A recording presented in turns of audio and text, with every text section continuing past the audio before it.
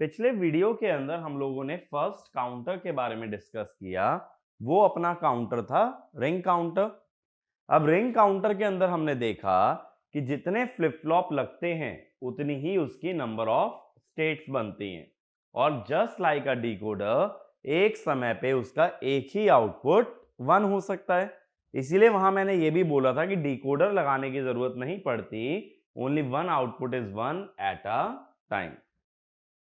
उसके बाद हमने ये देखा रिंग काउंटर को चलाने के लिए उसकी एमएसबी में 1 इनपुट करना जरूरी होता है, तभी उसका काउंटिंग सीक्वेंस स्टार्ट हो सकता है।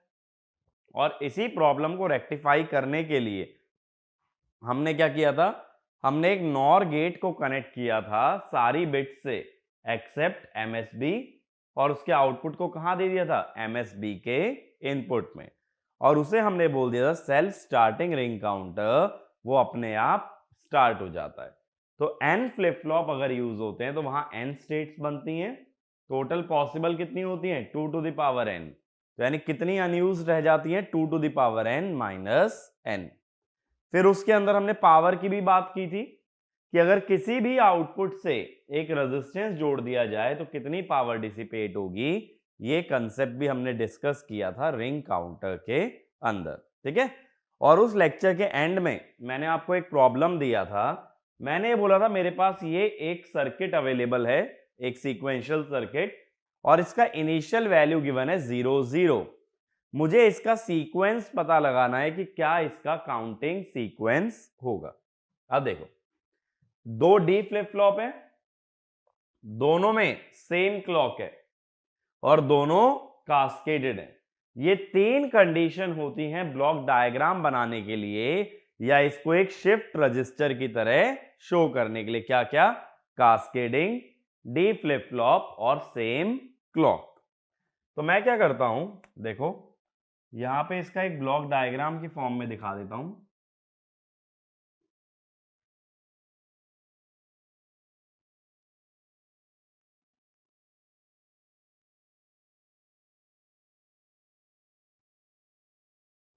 ठीक है, ये हो जाएगा। हमने क्या कर रखा है, दोनों के आउटपुट का नॉर लेके फर्स्ट इनपुट में दे रखा है। ये वाला आउटपुट है Q0 और ये है Q1। अब अगर इस लॉजिक से जाएंगे तो देखो, जो पहले फ्लिप फ्लॉप में D0 गया है वो क्या है, Q0 प्लस Q1 का बार। तो अब हम ऐसा करते हैं Q0 Q1, मैं इसी ऑर्डर में लिख रहा हूं जिस ऑर्डर में सर्किट में दिखा रखा है, Q0 Q1। हो सकता है कि आंसर तुम्हें देना पड़े Q1 Q0 की फॉर्म में, तो इस बारे में बहुत केयरफुल रहना, क्योंकि बहुत लोग ये मिस्टेक कर देते हैं। क्वेश्चन में Q1 Q0 मांगा होता है, लोग लिख देते हैं Q0 Q1। मैंने यहां Q0 Q1 से क्यों स्टार्ट किया है, क्योंकि मैं उसी ऑर्डर में सर्किट को चलाना चाहता हूं जिस ऑर्डर में शिफ्टिंग हो रही है या जिस ऑर्डर में सर्किट डिजाइंड है। अब इनिशियली या एक काम करता हूं, एक D0 और लिख लेता हूं। इनिशियली Q0 और Q1 0 0 थे, इनका नॉर कितना होगा 0 0 का, 0 प्लस 0 का बार यानी 1।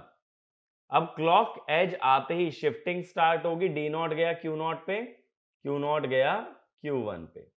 अब 1 और 0 का नॉर 0, यहां पे हमें नॉर लेना है ना भाई, जो भी प्रेजेंट आउटपुट है उसका नॉर लेना है। अगला क्लॉक एज आया, फिर D0 गया Q0 पे, Q0 गया Q1 पे, ये आया।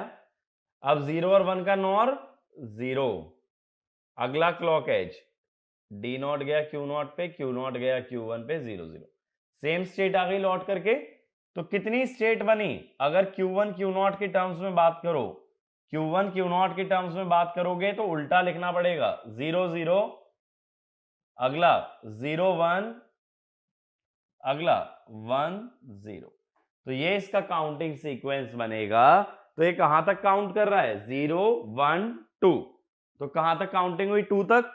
तो इसे बोलोगे मॉड 3 काउंटर। मॉड 3 इसीलिए क्योंकि इसके काउंट में कितनी स्टेट्स आ रही हैं, 3 स्टेट्स आ रही हैं, 0 1 और 2। तो ज्यादातर क्या होता है, मॉड n काउंटर जो होता है वो n-1 तक काउंट करता है। तो mod 3 कहां तक काउंट कर लेगा? 2 तक। ठीक है, तो इस तरह से हम इस सर्किट का एनालिसिस परफॉर्म कर सकते हैं। और देखो जब कभी सिंक्रोनस काउंटर्स की बात आएगी, अभी जो हम सब पढ़ रहे हैं वो क्या है? सिंक्रोनस काउंटर है, शिफ्ट रजिस्टर काउंटर है। सिंक्रोनस क्यों बोल रहा हूं? क्योंकि सभी में सेम क्लॉक यूज हुई है। तो जब कभी सारे फ्लिप फ्लॉप में सेम क्लॉक यूज होती है तो उसे बोलते हैं सिंक्रोनस काउंटर।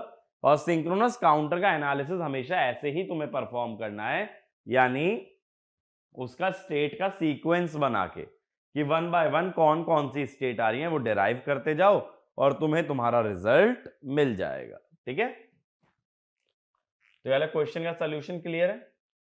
आगे चलते हैं, आज का हमारा डिस्कशन स्टार्ट करते हैं। जो नेक्स्ट काउंटर हमें डिस्कस करना था, तो मैंने जब शिफ्ट रजिस्टर काउंटर बताए थे तो मैंने बोला था दो तरह के शिफ्ट रजिस्टर काउंटर जनरली देखे जाते हैं। एक होता है रिंग काउंटर और दूसरा होता है जॉनसन काउंटर। तो आज हम सेकेंड टाइप के काउंटर के बारे में बात करेंगे, that is your Johnson counter. तो देखो इसे और बहुत नामों से जाना जाता है। इसको किस किस नाम से जानते हैं? पहला नाम ट्विस्टेड रिंग काउंटर। ठीक है, दूसरा नाम स्विच्ड टेल काउंटर। तीसरा नाम मोबियस काउंटर। ठीक है, तो इन सभी नामों से जाना जाता है हमारे जॉनसन काउंटर को। अब देखो रिंग काउंटर में हमने क्या किया था, एक सीसो रजिस्टर बनाया था, एक सीसो शिफ्ट रजिस्टर बनाया था। सीसो माने सीरियल इनपुट सीरियल आउटपुट, एक ऐसा रजिस्टर बनाया। उस रजिस्टर में मॉडिफिकेशन क्या की थी मैंने? जो उसका लास्ट आउटपुट था, जो सीरियल आउटपुट था, उसे जोड़ दिया गया था सीरियल इनपुट से। तो हमने क्या किया था, जो भी लास्ट आउटपुट निकला था उसे वापस घुमा के कहां ले गए थे? सीरियल इनपुट में। जैसे देखो एक एग्जांपल लेते हैं, जो हमने 4 बिट का रिंग काउंटर बनाया था समझने के लिए। देखो ऐसे था, ये D3 था, Q3 Q3 बार, ऐसे ही अगला था D2 Q2 Q2 बार, तीसरा था D1 Q1 Q1 बार, और चौथा था D0 Q0 और Q0 बार। यही 4 फ्लिप फ्लॉप थे। इन चारों के अंदर जो क्लॉक थी, क्लॉक सिग्नल वो सेम गया था। CLK करके हम दिखा देते हैं।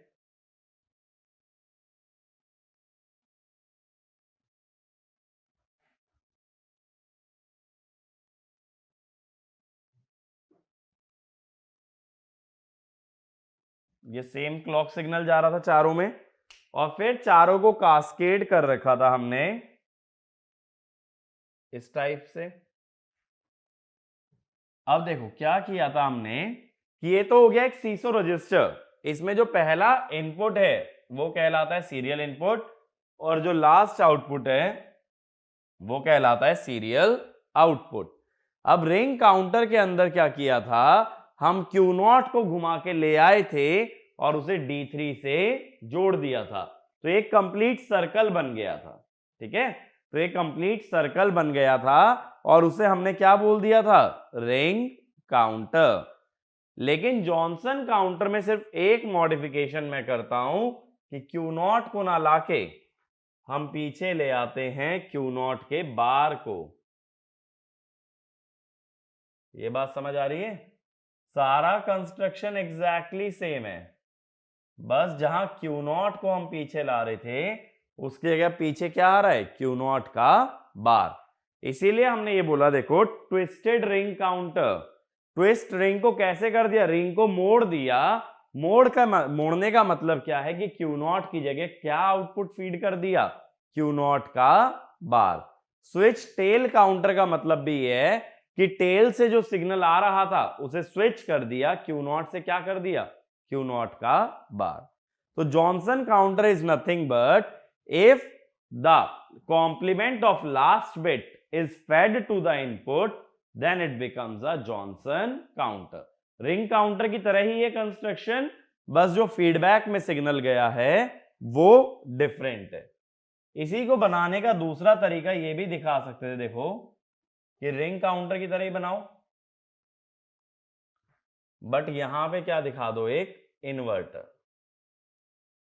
ऐसे दिखा दो कि क्यू नॉट के बार से मत जोड़ करके उसे किससे जोड़ें, क्यू नॉट से ही, और बीच में क्या दिखा दें, एक इन्वर्टर। लेकिन इसका ये वाला जो कंस्ट्रक्शन है ये कायदे से ऑप्टिमाइज नहीं है। ऑप्टिमाइज क्यों नहीं है? जब मेरे पास क्यू नॉट बार अवेलेबल है तो मैं क्यों एक एक्स्ट्रा इन्वर्टर को कनेक्ट करूं? क्योंकि ऐसा करने से क्या होगा, मेरी हार्डवेयर रिक्वायरमेंट बढ़ेगी प्लस मेरा प्रोपोगेशन डिले बढ़ेगा, क्योंकि अब इसमें डिले एक इन्वर्टर का भी इंक्लूड हो जाएगा। तो यूजुअली जोड़ा उसे क्यू नॉट बार से ही जाता है, बट ये दिखाने का एक तरीका है कि क्यू नॉट से जोड़ के हमने क्या लगा दिया, एक इन्वर्टर। ऐसा करने की जरूरत नहीं पड़ती है। अब देखो हम और क्या कर सकते थे कि यही सर्किट हम डिजाइन करते किसी और फ्लिप फ्लॉप की मदद से, जैसे मान लो जेके से करते। तो पहले मैं 4 फ्लिप फ्लॉप बना लेता हूं कि जेके से इसको कैसे डिजाइन किया जाता, ये चीज समझना।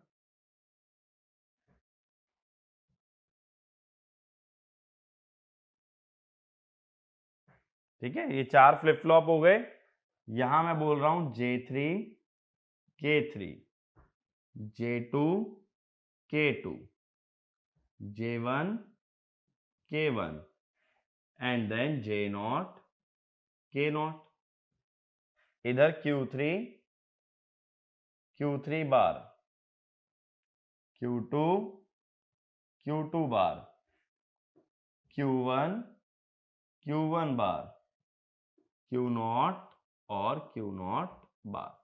फिर चारों फ्लिप फ्लॉप में क्या होना चाहिए, सेम क्लॉक जानी चाहिए। तो देखो मैंने एक क्लॉक ड्रॉ कर दी है, इसको चारों फ्लिप फ्लॉप में फीड कर दो। ठीक है, सिंक्रोनस काउंटर का मतलब ही ये होता है कि चारों फ्लिप फ्लॉप या सभी फ्लिप फ्लॉप में सेम क्लॉक सिग्नल फीड हो। अगला स्टेप क्या होता है, कास्केडिंग।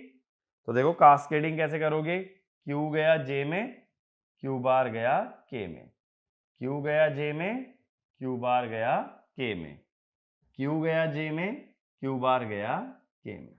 अब रिंग काउंटर अगर होता तो उधर से क्यू नॉट उठ के आता जे में, क्यू नॉट बार उठ के आता के में, लेकिन यहां उल्टा होगा। ये है ट्विस्टेड रिंग काउंटर। तो जो जे में सिग्नल आएगा वो क्यू ना आकर के क्यू बार आएगा। बस हम लास्ट स्टेज पे सिग्नल को स्विच कर देते हैं, रिंग काउंटर वाला सिग्नल यूज नहीं करते। ठीक है, रिंग काउंटर होता तो लास्ट में भी जे में क्या आता, क्यू नॉट, और K3 में क्या आता, क्यू नॉट का बार। लेकिन अब उल्टा कर दिया, जे में आ रहा है क्यू नॉट का बार और के में आ रहा है क्यू नॉट। ठीक है, तो इस तरह से जे के फ्लिप फ्लॉप की मदद से भी एक जॉनसन काउंटर को हम लोग रियलाइज कर सकते हैं। सेम काम तुम एसआर फ्लिप फ्लॉप से भी कर सकते हो, बस जेके की जगह एसआर लिखा जाएगा, बाकी कंस्ट्रक्शन एज इट इज एकदम सेम रहने वाला है। ये बात क्लियर हुई? तो इन जॉनसन काउंटर हमने क्या डिफरेंट किया है, we have connected the complement of the final output और LSB as the input to the MSB. तो ये वाला पॉइंट लिख लेना, the construction of Johnson counter, the construction of Johnson counter is similar to ring counter. The construction of Johnson counter is similar to ring counter except for the fact that complement of LSB that complement of LSB is connected as the input. Complement of LSB is connected as the input to the MSB flip-flop. Connected as the input to the MSB flip-flop. ठीक है भाई, ये बात समझ आई? सिर्फ इतना हमने different किया है। अब देखो, जैसे कि अगर हम यहां ध्यान दें, क्लॉक सिग्नल कॉमन है, कास्केडिंग है, सभी फ्लिप फ्लॉप क्या हैं? D flip flop. तो इसका ब्लॉक डायग्राम हम बना सकते हैं। मैंने बताया ब्लॉक डायग्राम बनाने के लिए 3 कंडीशन का ट्रू होना जरूरी है। सारे flip flop D flip flop, सारे फ्लिप फ्लॉप कास्केडेड, और सभी में सेम क्लॉक। तो इसका ब्लॉक डायग्राम अगर बना लें आगे के एनालिसिस के लिए, तो कैसे बनाओगे? 4 फ्लिप फ्लॉप के लिए 4 सेल दिखाओगे, 4 बॉक्सेस दिखाओगे इस टाइप से। ये 4 बॉक्सेस हो गए, इसमें एक क्लॉक सिग्नल आ जाएगा, और लास्ट वाले का कॉम्प्लीमेंट आ रहा है फर्स्ट स्टेज में। तो इस तरह से हम इसको शो कर देंगे। ठीक है, तो ऐसा अगर हम शो कर देते हैं तो आगे का एनालिसिस इस ब्लॉक डायग्राम के बेसिस पे करेंगे, हमें पूरा सर्किट लेने की जरूरत नहीं है। और यही फायदा होता है, देखो ये जो शिफ्ट रजिस्टर वाले काउंटर हैं, कि बहुत सिंपल वे में इनको शो कर सकते हो। सिंपल वे में अगर शो करते हो तो एनालिसिस करना भी उतना ही आसान है।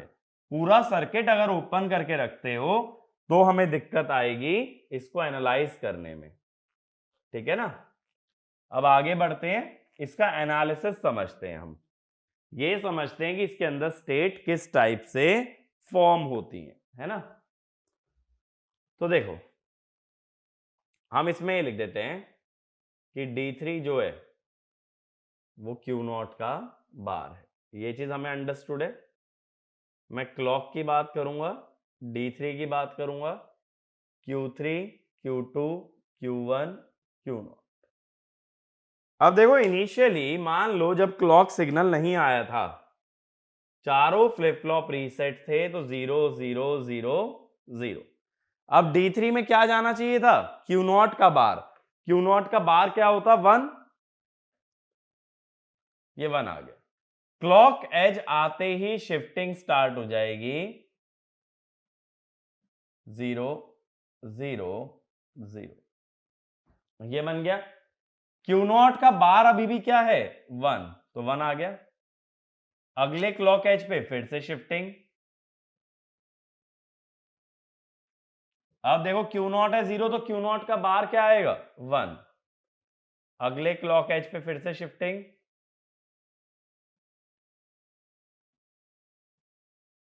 Q0 क्या है? 0। Q0 का बार अभी भी क्या आएगा? 1।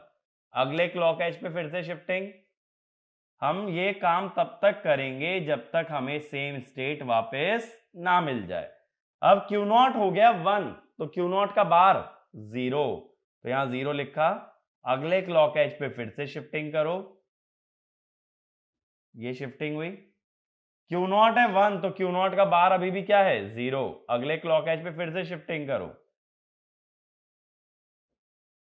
Q0 अभी भी है 1, Q0 का बार 0। अगले क्लॉक एज पे फिर से shifting, 0 0 0 1।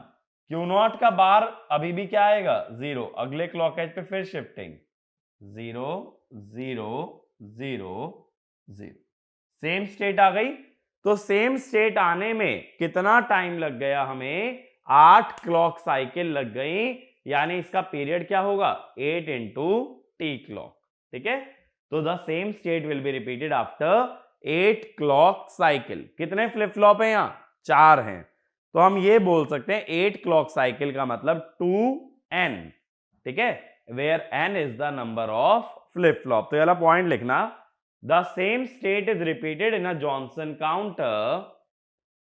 The same state is repeated in a Johnson counter after 8 clock cycle. After 8 clock cycle, so we can say number of states in a Johnson counter, so we can say number of states in a Johnson counter is 2n, where n is the number of flip-flop,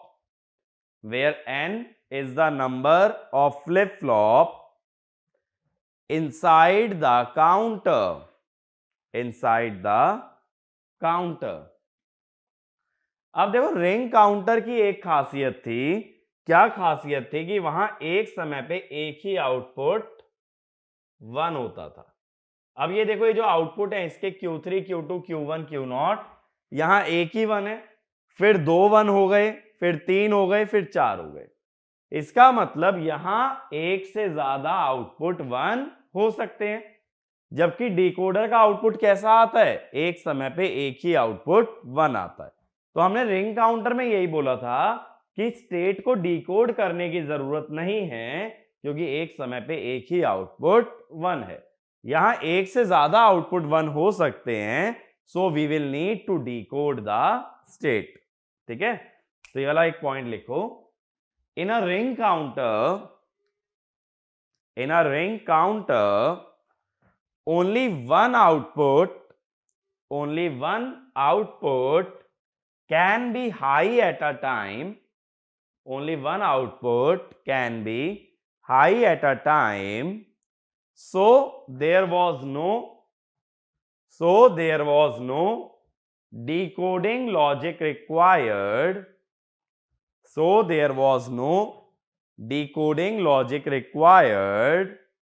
But in Johnson counter,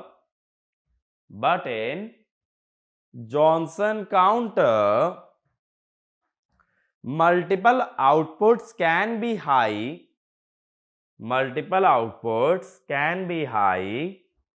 simultaneously. So we need to decode the state.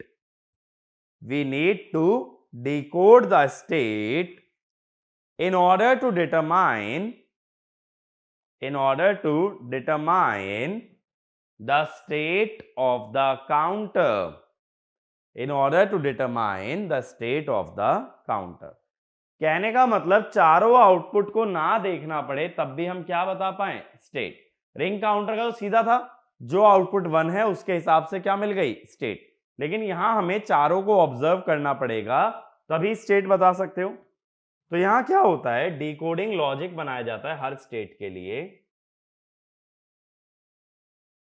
अब ये decoding logic क्या होता है, decoding logic का मतलब एक ऐसा logic जिसमें आउटपुट हाई हो एक समय पे एक ही स्टेट के लिए। जैसे डिकोडर होता है, डिकोडर हर इनपुट के लिए एक पर्टिकुलर आउटपुट को हाई करता है। तो मैं भी यही चीज बोल रहा हूं कि आउटपुट हाई हो एक पर्टिकुलर स्टेट के लिए, उसे क्या बोलोगे, डिकोडिंग लॉजिक। तो पहली स्टेट में इन दोनों जीरोस को देखते हैं, क्योंकि देखो Q3 और Q0 साथ में जीरो कहीं और नहीं होते हैं। देखो यहां 1 0 है, यहां 1 0 है, यहां 1 0 है, यहां 1 1 है, 0 1 0 1 0 1। यानी जब चारों जीरो होते हैं तभी Q3 और Q0 एक साथ जीरो होते हैं। जब ये यूनिकनेस हमने पहचान ली तो हमने लिख दिया Q3 बार Q0 बार। तो ये आउटपुट हाई कब हो जाएगा, जब Q3 और Q0 जीरो होते हैं, यानी कि पहली स्टेट में। अगली में हम ये वाला लेते हैं, 1 0 का कॉम्बिनेशन देखो दोबारे कहीं नहीं आएगा। ठीक है, जब 1 0 का कॉम्बिनेशन दोबारे कभी नहीं आ रहा तो इसको क्या लिख दोगे, Q3 Q2 बार। ऐसे इससे अगले में देखो ये वाला 1 0, ये वाला 1 0 फिर कहीं रिपीट नहीं हो रहा है, तो इसको क्या लिख दोगे, Q2 Q1 बार। ठीक है, फिर ये वाला 1 0 देखो ये भी दोबारा कभी रिपीट नहीं हो रहा है, तो इसको क्या लिख दोगे, Q1 Q0 बार। फिर ये वाला फिर से देखो 1 1, ये दो बार एक साथ, दोनों एक साथ 1 और कहीं नहीं है, दोनों 1 है, तो Q3 Q0। फिर देखो अगला देखना 0 1, तो यानी Q3 बार Q2। अगला देखो फिर से 0 1, Q2 बार Q1, फिर से 0 1, तो Q1 बार Q1। बेसिकली मैंने हर स्टेट के लिए एक ऐसा पैटर्न, एक ऐसा यूनिक पैटर्न आइडेंटिफाई कर लिया जो और किसी स्टेट में रिपीट नहीं होता, और उसके हिसाब से क्या बना दिया, डिकोडिंग लॉजिक। तो ये डिकोडिंग लॉजिक क्या करेगा, ये 1 देगा, इसमें से हर आउटपुट एक बार 1 होगा किसी एक पर्टिकुलर स्टेट के लिए। जैसे पहले वाला है वो चारों जीरो के लिए हाई होगा, दूसरे वाला है सेकंड स्टेट के लिए हाई होगा 1 0 0 0, तीसरे वाला है वो 1 1 0 0 के लिए हाई होगा। ये बात क्लियर हुई? तो इसमें एक पॉइंट लिखना, to determine the decoding logic, to determine the decoding logic we have identified a unique pattern of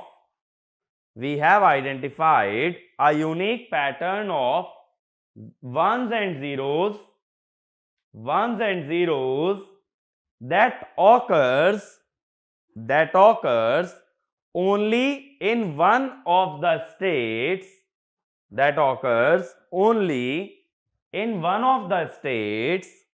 but never occurs again। ये बात क्लियर हुई? ठीक है, तो इस तरह से डिकोडिंग लॉजिक हम लोग डिजाइन कर लेंगे। तो क्या लगेगा डिकोडिंग लॉजिक में, देखो हर फ्लिप फ्लॉप में दो आउटपुट होते हैं, Q और Q बार। इसका मतलब Q बार बनाने के लिए तुम्हें इन्वर्टर की जरूरत नहीं पड़ेगी। जैसे यहां Q3 का बार और Q0 का बार चाहिए, तो इन्वर्टर की जरूरत नहीं है, क्योंकि फ्लिप फ्लॉप में Q है तो Q का बार भी है। तो यानी हमें क्या करना है, Q3 बार और Q0 बार का क्या करना है, एंड करना है। तो ये एक पॉइंट लिखो, for decoding logic only two input AND gates are required,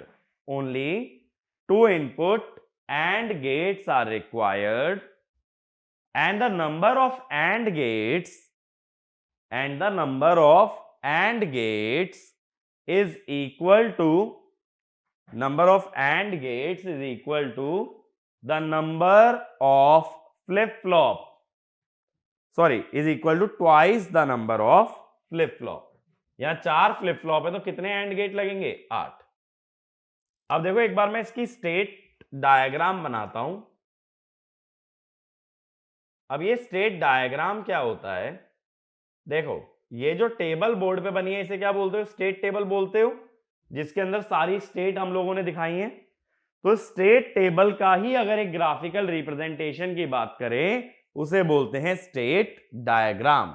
तो स्टेट डायग्राम कुछ भी नहीं है, it shows traversal between the states of the counter और a sequential circuit in a graphical manner. तो स्टेट डायग्राम में लिख लेना, it is a graphical representation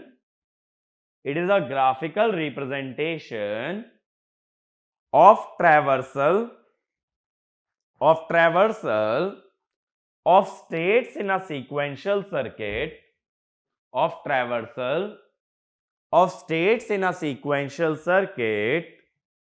where the states are represented by means of nodes, and the arrows between the nodes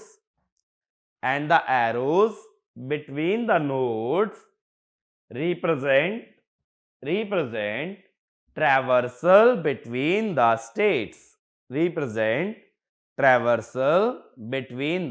states। अब states को यहां मैं decimal number में show करूंगा, तो डेसिमल के लिए वेटेज लिख लो 8 4 2 1, यही चलती है ना, 2 की पावर 0 2 की पावर 1, इस तरह से। अब पहली स्टेट कौन सी है, देखो पहली स्टेट में चारों जीरो है तो 0 है। अब अगली स्टेट देखो, अगली स्टेट में क्या है 1000। 1000 का मतलब डेसिमल में क्या हुआ 8, तो अगली स्टेट हमारी आती है 8। ठीक है, उसके अगली देखो 1100, यानी अगली स्टेट क्या है 12। उसके अगली स्टेट 1110, यानी क्या है 14। इससे अगली स्टेट 401, यानी 15। इससे अगली स्टेट 0111, यानी 7। नेक्स्ट स्टेट 0011, यानी 3।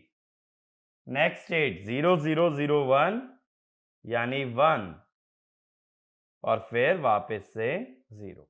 तो ये 8 स्टेट हमारे पास आ रही हैं। तो ये 8 स्टेट को अगर ग्राफिकली दिखा रहे हो तो it is called as state diagram. एक टेबुलर फॉर्म में अगर दिखाते हो then it is called as a state table. ये बात क्लियर हुई? तो इस तरह से हम लोग स्टेट डायग्राम ड्रॉ कर सकते हैं। अब एक बार वेवफॉर्म की बात करते हैं, है ना। वेवफॉर्म देखते हैं हम लोग जॉनसन काउंटर में कैसे ड्रॉ होती है। तो सबसे पहले हमें एक क्लॉक सिग्नल बनाना पड़ेगा। तो पहले मैं क्लॉक सिग्नल ड्रॉ करता हूं।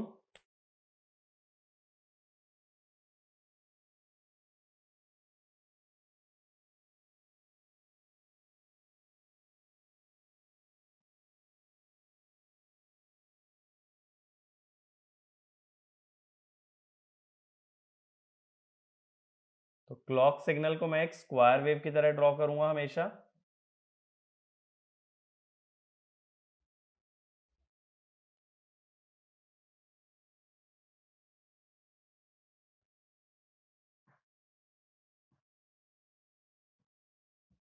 ये बन गया एक क्लॉक सिग्नल हमारा। अब इसके बाद मुझे 4 आउटपुट ड्रॉ करने हैं और पॉजिटिव एज ट्रिगरिंग मान रहा हूं। तो पहले पॉजिटिव एजेस को नीचे ले आता हूं। ठीक है, तो अगर पॉजिटिव एज ट्रिगरिंग है तो पॉजिटिव एजेस से लाइंस ड्रॉ करोगे, नेगेटिव एज ट्रिगर्ड है तो नेगेटिव एजेस से।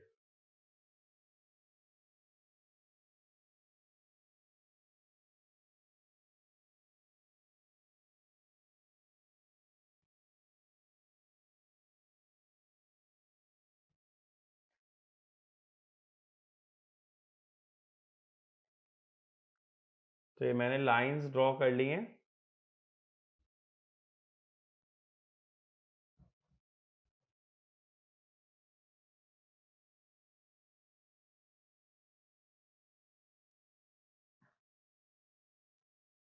ठीक है, अब देखो सबसे पहले हम बना रहे हैं, हमें चारों आउटपुट बनाने हैं, तो मैं चारों का नाम लिख देता हूं Q3, Q2, Q1, Q0। और चारों को इनिशियली 0 ले रहा हूं क्योंकि सबसे पहले मैंने शुरुआत कहां से करी थी 0 0 0 0 से। अगला है 8। 8 का मतलब है 1000, यानी Q3 हो गया 1, बाकी सारे रह गए 0। तो ये आ गया 1000। अगला 12 यानी 1100, तो ये तो 1 ही रहा, अब ये भी 1 हो गया, बाकी दोनों रहे 0। ठीक है, तो ये स्टेट 8 आ गई, ये 12 आ गई। अगला देखो 14। 14 का मतलब 1110, तो ये तो 1 ही रहा, ये भी 1 ही रहा, अब तीसरा वाला भी 1 हो गया, और ये रहा 0। 14 आ गई। फिर है 15। 15 का मतलब चारों 1, तो ये भी 1 ही रहा, ये भी 1 रहा, ये भी 1 रहा, और अब ये भी 1 हो गया, 15 आ गई। अगला है 7 यानी 0111, तो ये 0 हो गया, ये 1 रहा, ये 1 रहा, ये 1 रहा। अगला है 3 यानी 0011, तो अब ये भी 0 हो गया, ये तो 0 ही था, ये 1 रहा, और ये 1 रहा। अगला है 1। 1 का मतलब 0001, तो ये भी 0 आ गया, और ये 1 रहेगा। फिर क्या है अगला 0। 0 का मतलब चारों 0। ठीक है, तो ये है 7, ये है 3, ये है 1, ये है 0। 0 के बाद फिर से क्या आ जाएगा 8। 1 0 0 0, फिर आ जाएगा 12 1 1 0 0, फिर आ जाएगा 14 1 1 1 0। इस तरह से चल रहा है, ठीक है। अब अगर क्लॉक काउंट करोगे एक साइकिल में कितनी क्लॉक आती हैं, तो देखो 1 2 3 4 5 6 7 8 9। अब देखो ये पहले क्लॉक एज पे 1 गया था, अगली बार कब 1 जा रहा है, अगली बार ये जा रहा है 9th वाले क्लॉक एज पे 1, यानी कितना गैप हो गया, 8 क्लॉक साइकिल का। तो हम ये बोल सकते हैं कि यहां जो टाइम पीरियड होता है वो 8 इंटू टी क्लॉक होता है या 2n टी क्लॉक। ये बात समझ आई। जैसे रिंग काउंटर में क्या था, n इंटू टी क्लॉक था, where n is the number of bits और the number of flip flop. इतनी चीज क्लियर है। तो यहां फ्रीक्वेंसी क्या होगी आउटपुट की, frequency of output is 1 by time period 1 by 8 T clock या f क्लॉक बाय 8 या f क्लॉक बाय 2n। तो रिंग काउंटर क्लॉक की फ्रीक्वेंसी को n से डिवाइड करता है, जॉनसन काउंटर डिवाइड करता है 2n से। तो याला एक पॉइंट लिखो, each output in Johnson counter, each output in Johnson counter has a time period of, each output in Johnson counter has a time period of 2n t clock, 2n t clock, and hence each output frequency is clock frequency divided by 2n, is clock frequency divided by 2n। ये बात clear हुई, ठीक है। तो यहां तक हमें समझ आता है। अब इसके अंदर देखो एक चीज और नोटिस करो, ये Q3 जो 1 है ये कितनी क्लॉक साइकिल के लिए, 1 2 3 4, और 0 कितने के लिए, 5 6 7 8, यानी 4 क्लॉक साइकिल के लिए हाई और 4 के लिए लो। ऐसे ही से देखो Q2 को 1 2 3 4, 4 के लिए हाई, 1 2 3 4, 4 के लिए लो, यानी हर आउटपुट 4 साइकिल के लिए हाई और 4 के लिए लो। इसका मतलब ड्यूटी साइकिल क्या हो गई, 50%। आधे में अगर हाई रहता है तो ड्यूटी साइकिल इज 50%। तो ये वाला पॉइंट पे लिखो, the duty cycle of each output, the duty cycle of each output is 50%, and frequency is f clock by 2n, and frequency is f clock by 2n। ठीक है, तो ये चीज क्लियर है। अब देखो क्या होता है जब एक सिंक्रोनस काउंटर की बात की जाती है, ये चीज ध्यान से समझना। एक सिंक्रोनस काउंटर की अगर बात करते हो तो सभी फ्लिप फ्लॉप में सेम क्लॉक जाती है, सही बात है। तो इसीलिए मैंने बोला था कि यहां प्रोपोगेशन डिले ऐड नहीं होता, क्योंकि सभी में क्लॉक सेम जाती है। याद करो जब मैं सिंक्रोनस और एसिंक्रोनस बता रहा था तब मैंने बोला था एसिंक्रोनस में क्या होता है, एक फ्लिप फ्लॉप का आउटपुट अगले के लिए क्लॉक बनता है। तो अगर फ्लिप फ्लॉप ने डिले दिया तो अगले वाला फ्लिप फ्लॉप अपने क्लॉक का इंतजार करेगा, फिर वो डिले देगा, उतने तक तीसरा इंतजार करेगा, फिर तीसरा भी डिले देगा, तो उससे चौथा इंतजार करेगा। यानी कि ये डिले बढ़ता जा रहा है। पहले ने डिले दिया तब दूसरे ने आउटपुट दिया, दूसरे ने दिया तब तीसरे ने दिया, तीसरे ने दिया तब चौथे ने दिया। यानी चौथा फ्लिप फ्लॉप पहले दूसरे तीसरे सबके लिए वेट करेगा, तब जाकर के वो आउटपुट दे सकता है। तो उसमें डिले क्या हो गया, मैक्सिमम। तो इसीलिए एसिंक्रोनस काउंटर्स में डिले ज्यादा होता है, यहां सभी को एक साथ क्लॉक मिलती है, तो सभी फ्लिप फ्लॉप अपना आउटपुट एक साथ बदल सकते हैं। ये बात क्लियर हुई? अब मान लो t इक्वल टू 0 पे क्लॉक का एज आया, अगला एज कब आएगा? अगला एज आएगा टाइम पीरियड के बाद, यानी t क्लॉक के बाद। ये बात क्लियर है? अगर 0 पे पहला एज आता है तो अगला एज t क्लॉक के बाद ही आ सकता है।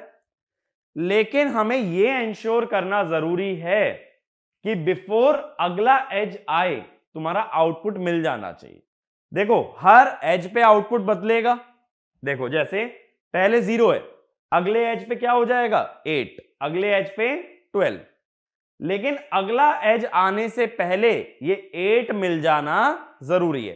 8 इमीडिएट नहीं मिलेगा, हम दिखा तो इमीडिएट रहे थे, क्लॉक एज आया तुरंत आउटपुट चेंज हो गया, लेकिन ये चीज तुम भी बहुत अच्छे से समझते हो कि तुरंत आउटपुट चेंज नहीं होता, आउटपुट चेंज होने में कुछ ना कुछ डिले जरूर आता है।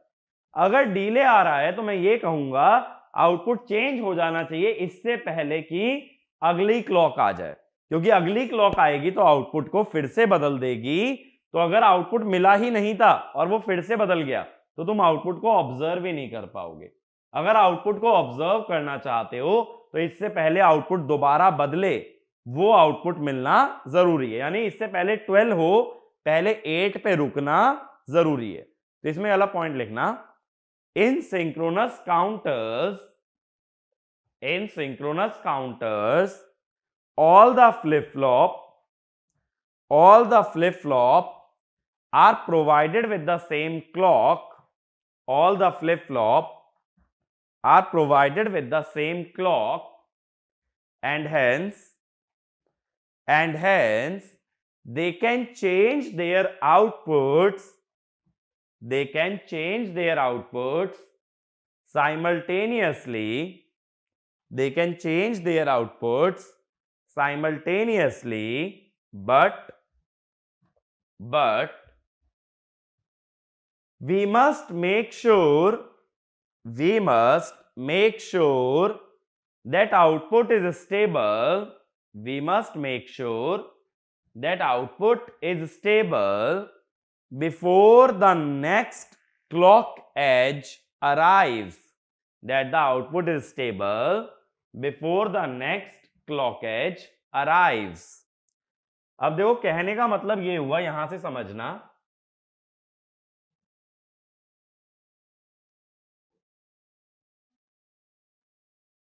मान लो ये क्लॉक सिग्नल है हमारा, ये क्लॉक सिग्नल है।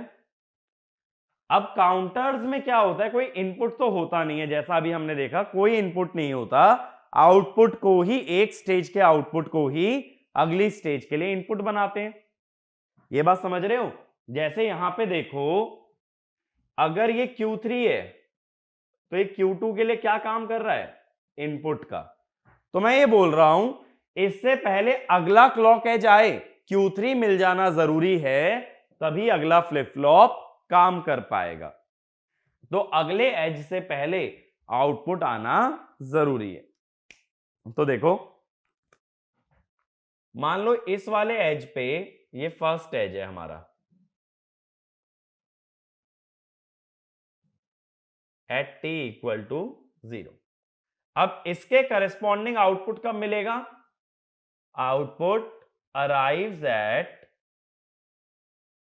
t equal to 0 plus propagation delay, यानी t इक्वल टू tpd। अब ये जो है ये क्लॉक का टाइम पीरियड है t क्लॉक, तो अगला एज कब आएगा, अगला एज आएगा t equal to t clock पे। तो मैं सिर्फ क्या बोल रहा हूं कि अगला एज आने से पहले आउटपुट मिल जाना चाहिए, वरना क्या होगा, क्लॉक एज आ जाएगा और हमारे पास आउटपुट नहीं होगा। अगर हमारे पास आउटपुट नहीं होगा तो उसको अगली स्टेज में एज अ इनपुट यूज नहीं कर पाओगे। तो मैं ये बोलूंगा TPD must be less than T clock, या फिर ये कह सकते हो T clock must be greater than TPD। लेकिन इस केस में मैंने ये मान लिया कि सभी फ्लिप फ्लॉप का प्रोपोगेशन डिले सेम है, TPD है। अगर सबका सेम नहीं है तो ये भी लिखो, if delay of each flip flop, if delay of each flip flop is different, if delay of each flip flop is different, then, तो देखो तब मैं क्या कंडीशन लिख रहा हूं कि क्लॉक का पीरियड सभी डिले में से जो मैक्सिमम है उससे भी ज्यादा होना चाहिए, क्योंकि अगर मैक्सिमम से ज्यादा है तो बाकी बचे सभी से तो ज्यादा होगा ही। हम यही तो चाहते हैं, प्रोपोगेशन डिले से ज्यादा हो, तो अगर मैक्सिमम वाले से बड़ा है तो बाकी सभी से ऑलरेडी बड़ा होगा। तो हम क्या करते हैं, T clock must be greater than maximum of all the propagation delay. अब देखो इसी को थोड़ा और इंटरेस्टिंग भी मैं कर सकता हूं, वो कैसे, याद करो जब फ्लिप फ्लॉप पढ़ रहे थे तो मैंने टाइमिंग पैरामीटर के बारे में बताया था। वहां मैंने एक पैरामीटर बताया था सेटअप टाइम। तो सेटअप टाइम में मैंने क्या बोला था, it is the time, it is the time before the clock as, it is the time interval before the clock as during which input must be stable. यानी clock edge से कितनी पहले तक इनपुट का स्टेबल होना जरूरी है ताकि सही आउटपुट हमें मिल पाए। तो देखो ये वाला क्लॉक एज है टी क्लॉक पे, मैं बोलता हूं इससे सेटअप टाइम पहले, ये है सेटअप टाइम, इससे सेटअप टाइम पहले ही इनपुट का स्टेबल होना जरूरी है। अब एक चीज सोच के देखो, काउंटर में इनपुट क्या है, पिछली स्टेज का जो आउटपुट है वही क्या है, इनपुट। तो क्या मैं ऐसा कह सकता हूं, फिर से सुनो, क्या मैं ऐसा कह सकता हूं, मैं अभी क्या बोल रहा हूं कि क्लॉक एज से कितनी देर पहले तक इनपुट स्टेबल होना चाहिए, सेटअप टाइम पहले तक। यानी ये वाला इंस्टेंट कौन सा हुआ, ये हुआ T clock minus T setup, यही हुआ। तो मैं क्या बोल रहा हूं कि T clock minus T setup तक सारे इनपुट्स का स्टेबल होना जरूरी है। और इनपुट्स बेसिकली हैं क्या, इनपुट है पिछली स्टेज का आउटपुट। आउटपुट कहां मिल रहा है, टीपीडी, यानी आउटपुट इस टाइम से पहले आ जाना चाहिए। तो हम ये बोलेंगे TPD must be less than T clock minus T setup. ये एक्चुअल कंडीशन होती है। तो T clock must be greater than TPD plus T setup. ये बात समझ आई। मैंने सिर्फ क्या बोला कि क्लॉक से कितनी देर पहले आउटपुट का मिलना जरूरी है, that is your setup time, because here output is acting as a input. तो सेटअप टाइम की डेफिनेशन बहुत अच्छे से पता होनी चाहिए। Setup time is the minimum time before the clock edge during which the input must be stable। तो इस इंटरवल में, इस विंडो में, ये जो विंडो हमारे पास है, इस विंडो के अंदर इनपुट चेंज नहीं होना चाहिए। और इनपुट बेसिकली है क्या, पिछली स्टेज का आउटपुट। तो मैं यही तो बोलूंगा, इस विंडो में आउटपुट चेंज नहीं होना चाहिए, यानी आउटपुट इससे पहले चेंज हो जाए। और आउटपुट चेंज कहां हो रहा है, टीपीडी। तो टीपीडी इससे पहले लाई कर जाए, इसका मतलब TPD must be less than T clock minus T setup. ये क्लियर हुआ। तो कई बार जो है ना क्वेश्चन ऐसे भी आ जाता है, जैसे हमने ये पता लगा लिया कि टी क्लॉक किससे बड़ा होना चाहिए, तो एक तरह से minimum value of T clock मिल गई। अगर मैं कह रहा हूं टी क्लॉक 10 से बड़ा होना चाहिए, तो टी क्लॉक की मिनिमम वैल्यू क्या हुई, 10। 10 से बड़ा ही होना चाहिए हमेशा। तो अगर मिनिमम वैल्यू 10 हुई टाइम पीरियड की, तो टाइम पीरियड मिनिमम तो फ्रीक्वेंसी मैक्सिमम। तो क्वेश्चन ऐसा अच्छा बना सकता हूं कि find the maximum clock frequency. तो ये ध्यान रखना, for maximum clock frequency we need to find minimum time period. और मिनिमम टाइम पीरियड हमने देखा किस पे डिपेंड करता है, प्रोपोगेशन डिले और सेटअप टाइम। तो ये लिखना, the minimum clock period, the minimum clock period depends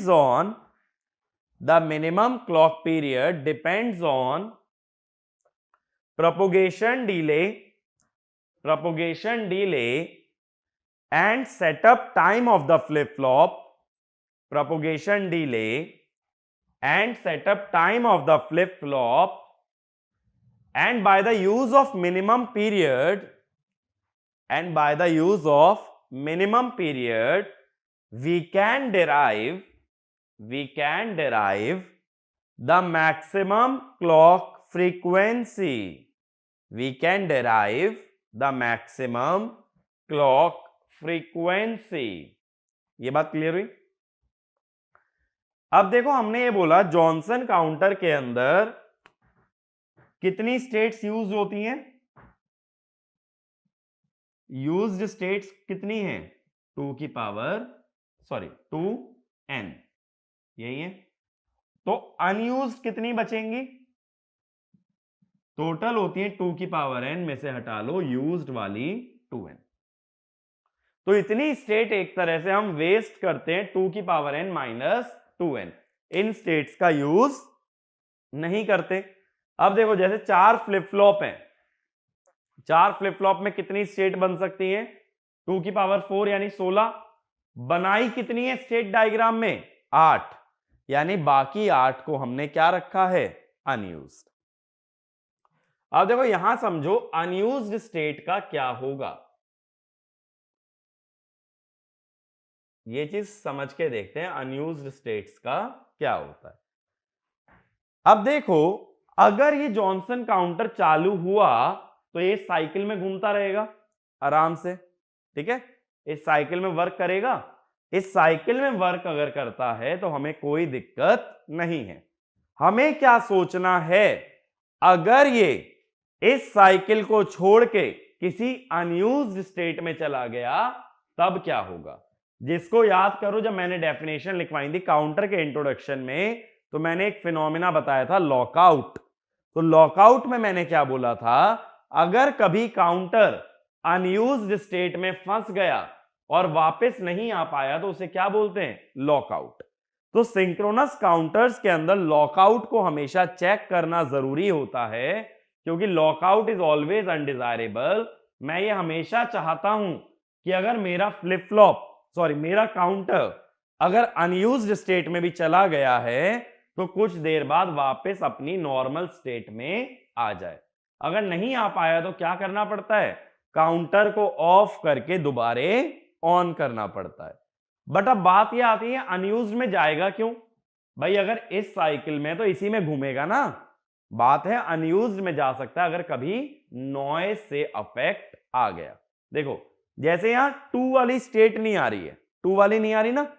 अगर 2 वाली नहीं आ रही यानी 0 0 0 0 है, बट 0 0 1 0 नहीं है। अगर 0 0 0 0 पॉसिबल है, और मैं अनयूज्ड में कौन सी बता रहा हूं? 2। यहां देखो 2 नहीं है कहीं भी। अगर इस बिट पे नॉइज आ गई तो क्या ये 0 0 1 0 बन सकती है? अगर सेकंड वाली बिट पे नॉइज आ गई तो ये किस में चला जाएगा? 0 से 2 में, जबकि 2 वाली है एक अनयूज्ड स्टेट। तो नेक्स्ट हेडिंग ऐसे ही डालना, लॉकआउट प्रॉब्लम। Lockout problem. तो इसमें लिखना, इन Johnson counter 2 to the power n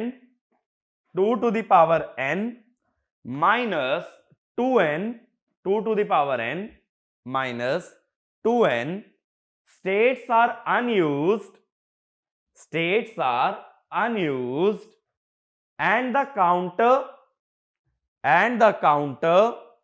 may enter an unused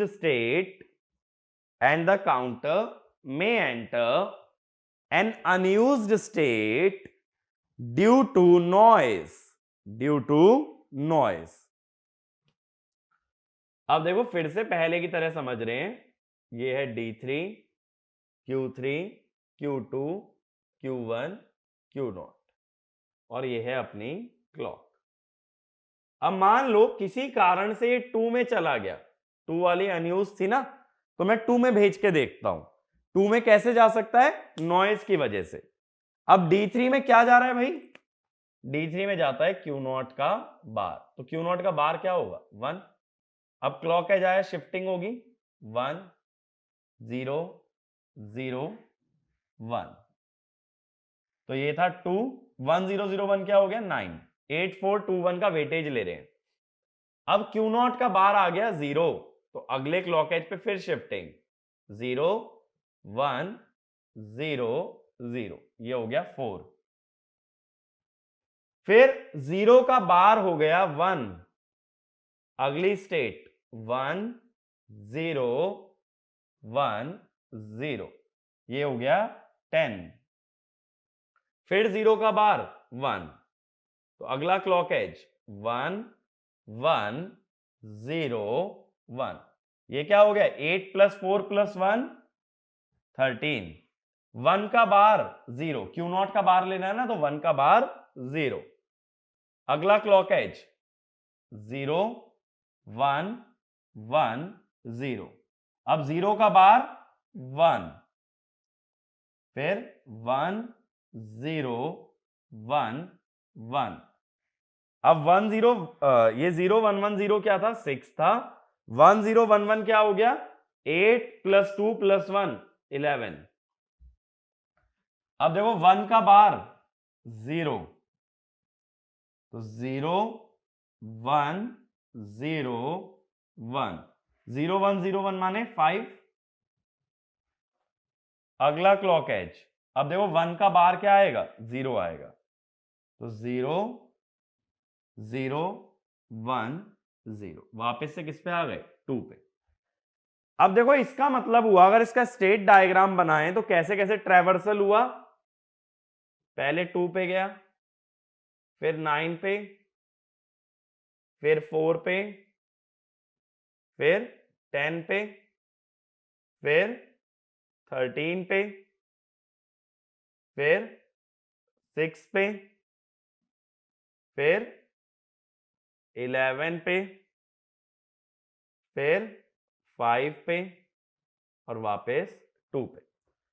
अब इसके अंदर देखो क्या कोई ऐसी स्टेट आ रही है जो पिछले डायग्राम में थी, 2 नहीं था, 9 देखो 9 भी गायब है, 4 भी गायब है, 10 भी गायब है, 13 भी गायब है, 6 भी गायब है, 11 भी गायब है, और 5 भी। यानी अगर ये अनयूज्ड स्टेट में चला गया, इनमें से किसी भी अनयूज्ड स्टेट में, ये आठों की आठों क्या है अनयूज्ड, अगर इनमें से किसी भी स्टेट में चला गया तो ये इन्हीं स्टेट्स में घूमता रहेगा, ये वापस यूज्ड स्टेट में वापस नहीं आता है। तो ये वाला पॉइंट लिखो, if it traverse according to one of the unused states, if it traverse according to one of the unused states, then it can be observed that the counter is stuck in a loop of unused states only,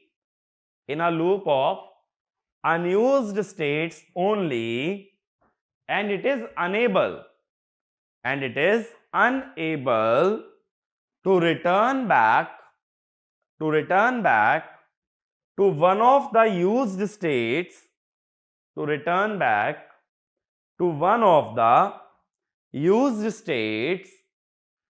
and it is said to be lockout problem. Lockout इसलिए बोलते हैं कि तुम्हारा counter locked out हो गया है used states में से, मतलब इन स्टेट्स के बाहर वो फंस गया है, तो उसे क्या बोल दिया हमने लॉकआउट प्रॉब्लम। ठीक है, तो ये चीज क्लियर हुई। तो Johnson counter suffers from the problem of lockout.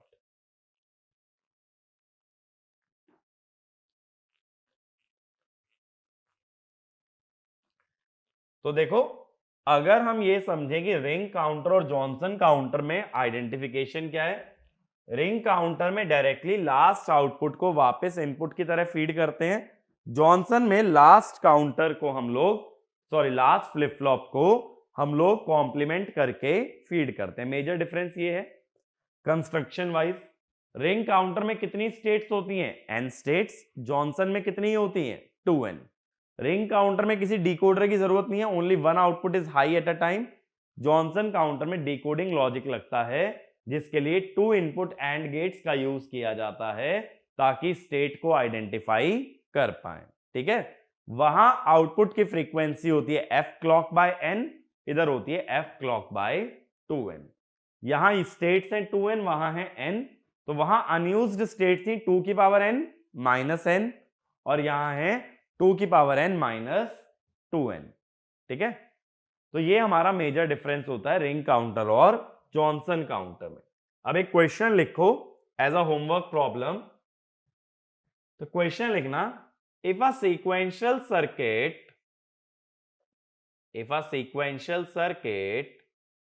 is as shown in the figure, if a sequential circuit is as shown in the figure with clock frequency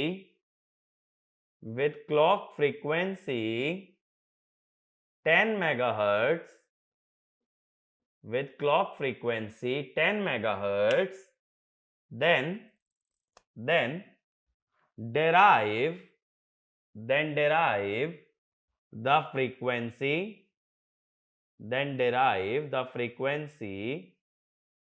f1, f2 and f3, f1, f2 and f3। ठीक है, मैंने ये तीनों frequency दिखाई है, तीनों output पे हैं अलग अलग फ्रीक्वेंसी हमारी, और ये सर्किट ड्रॉ कर सकते हो। ये सर्किट हमें क्वेश्चन के अंदर गिवन है। ठीक है, और इसमें ये भी लिख लेना, initial state Q2 Q1 Q0, initial state Q2 Q1 Q0 is equal to 1 0 1। ठीक है, तो इनिशियल स्टेट दी है और मैंने फ्रीक्वेंसी मांगी है, तो फ्रीक्वेंसी निकालते वक्त हमें इनिशियल स्टेट का यूज भी करना है और 3 फ्रीक्वेंसी बतानी है, f1 f2 एंड f3। ठीक है, तो इसका सॉल्यूशन हम लोग अपने अगले वीडियो के अंदर देखेंगे। तो मैं इसके सॉल्यूशन में तुम्हें एक चीज समझाऊंगा कि इस तरह के क्वेश्चंस को जनरली कैसे टैकल करते हैं। देखो, अगर गेट में तुमने ये पहचान लिया कि रिंग काउंटर है, जॉनसन काउंटर है, तो तुम्हारी मेहनत वहां बच जाती है। लेकिन अगर नहीं पहचान पाओ या सपोज इनमें से कोई नहीं हो, तो भी हमें एक मेथड पता होना चाहिए जो हर काउंटर के लिए यूनिवर्सली चल सकता है, या ये कह दो जो सिंक्रोनस काउंटर्स के लिए हमेशा चल पाए।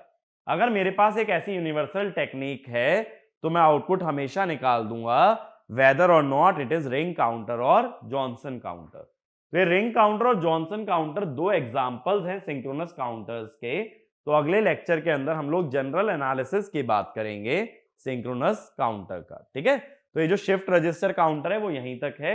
तो इस क्वेश्चन को सभी लोग सॉल्व करके रखेंगे, इसका सॉल्यूशन देखेंगे और जनरल बात करेंगे सिंक्रोनस काउंटर्स पे। तो इस लेक्चर के लिए इतना ही। Thank you.